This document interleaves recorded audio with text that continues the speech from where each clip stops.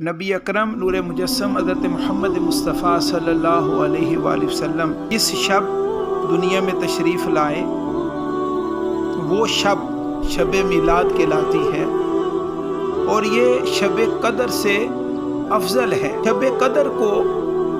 یہ فضیلت اس لیے ملی کہ اللہ رب العزت نے اس رات کو قرآن مجید کا نزول فرمایا، اِنَّا أَنزَلْنَاهُ فِي لَيْلَةِ الْقَدْرِ،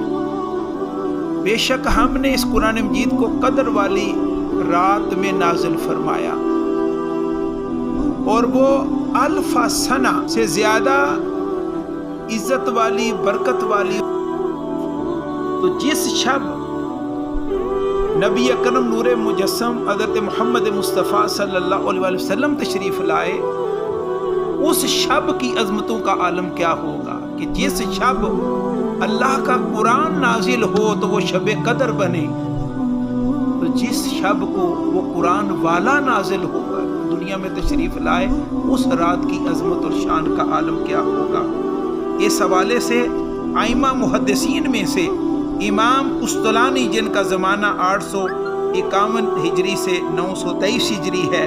شیخ عبدالحق محددیلوی یا عاشق رسول، جن کا زمانہ 958 ہجری سے 1052 ہجری ہے، امام زرقانی 1055 ہجری سے 1122 ہجری، اور امام نبہانی جن کا زمانہ 1350 ہجری ہے، بڑی صراحت کے ساتھ بیان کیا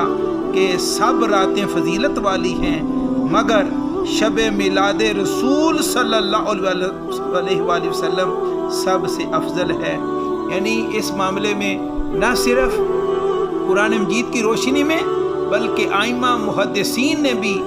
شب میلاد النبی صلی اللہ علیہ وسلم کو قدر والی رات سے بھی افضل رات قرار دیا۔ اللہ رب العزت ہمیں اس شب کو اور ان گھڑیوں کو، ساعتوں کو پورے اہتمام کے ساتھ خوشیاں منانے کی توفیق عطا فرمائے۔